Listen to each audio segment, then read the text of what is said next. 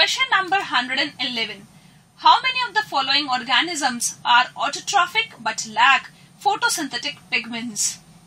Nitrosomonas, Lactobacillus, Nitrobacter, Nostoc and Chlorobium. First option 2, second 3, third 4, fourth 5. You must have studied about the autotrophic organisms, that autotrophic organisms can be photoautotrophic or they can be chemoautotrophic. Photoautotrophic organisms trap solar energy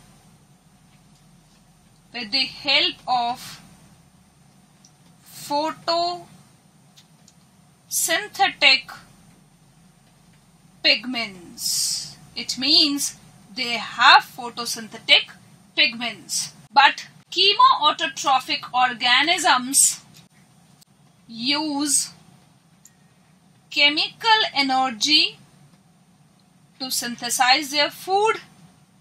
They oxidize chemical compounds to obtain the chemical energy. So, photoautotrophic organisms trap solar energy to synthesize the food. They have photosynthetic pigments. These pigments trap the energy. Whereas, chemoautotrophic organisms don't use solar energy. Instead, they use chemical energy and they produce this energy by oxidizing the chemical compounds. So, chemoautotrophic are the organisms which are autotrophic but lack photosynthetic pigments. So, you have to find out of these organisms how many are chemoautotrophic in nature. Nitrosomonas, yes, chemoautotrophic. Lactobacillus, heterotrophic. Nitrobacter, yes, chemoautotrophic. Nostoc, photoautotrophic. Chlorobium, photoautotrophic. So, how many organisms are chemoautotrophic? 2. So, the correct option for the given question is option number 1. Let's move on to the next question. Question number 112. Nuclear membrane and membrane-bound cell organelles are absent in. First option, Plasmodium. Second, Streptococcus. Third, Euglena viridis. Fourth, Paramecium cordatum. Nuclear membrane and membrane-bound cell organelles are absent in prokaryotes. So you have to find out the prokaryotic organisms out of the given options. Plasmodium, no, it's a malarial parasite, it's a protozoan, and protozoans come under kingdom Protista. They have well-defined nucleus and the nuclear membrane with membrane-bound cell organelles. So this option is ruled out. Streptococcus, yes, Streptococcus is a bacterium, belongs to kingdom Monera. So it does not have nuclear membrane, does not have membrane-bound cell organelles. So this is correct. Euglena again belongs to kingdom Protista. This option is ruled out. Paramecium, again a member of Protista. So this option is ruled out. So the correct option for the given question is option number 2. Let's move on to the next question. Question number 113. Read the following statements and select the correct ones. Statement A. Anabaena is included under kingdom Monera. Statement B. Nostoc is a filamentous blue-green alga. Statement C. Cyanobacteria perform oxygenic photosynthesis and they can have nitrogenase. Statement D. Cyanobacteria can form symbiotic association with some aquatic ferns. Option first, only A and B. Second, only B and C. Third, only A, B and C. Fourth, all A, B, C and D. Few statements are given here. You have to find out that which ones are correct. Statement A, Anabaena is included under kingdom Monera. It is very true because Anabaena belongs to the Cyanobacteria. Cyanobacteria are bacteria and they belong to kingdom Monera. B, Nostoc is a filamentous blue-green alga. It is also true. Cyanobacteria are also known as blue-green algae, and Nostoc is one of the blue-green algae. So this statement is absolutely right. C. Cyanobacteria perform oxygenic photosynthesis. Right. Cyanobacteria are the most primitive organisms which perform oxygenic photosynthesis. They carry out oxygenic photosynthesis. They evolve oxygen during photosynthesis, and splitting of water also takes place there.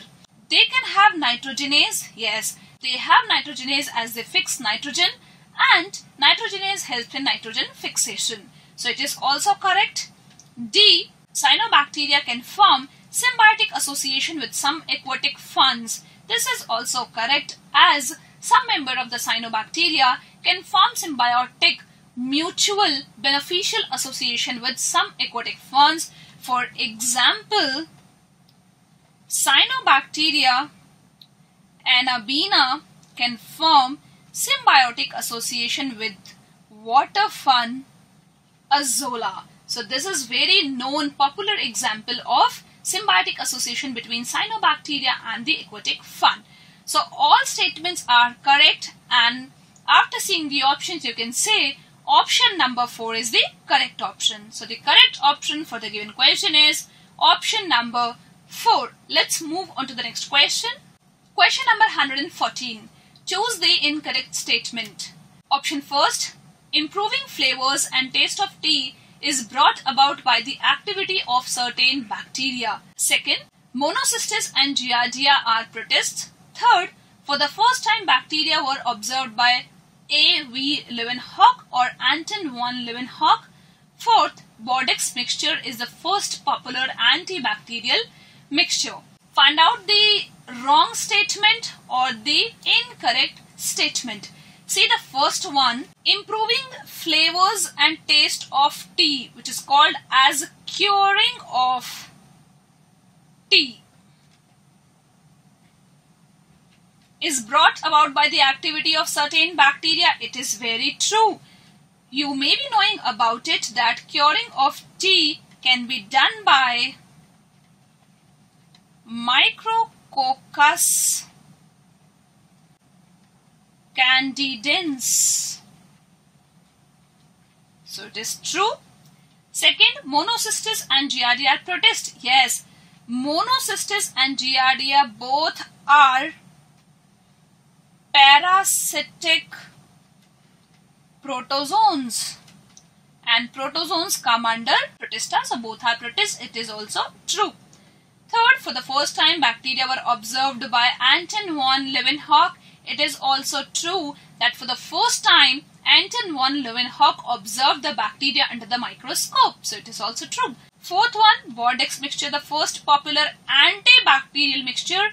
No, it is the antifungal mixture. It is true that it is the first popular mixture, but not the antibacterial, but the antifungal. So it is antifungal. It is used to kill the fungi.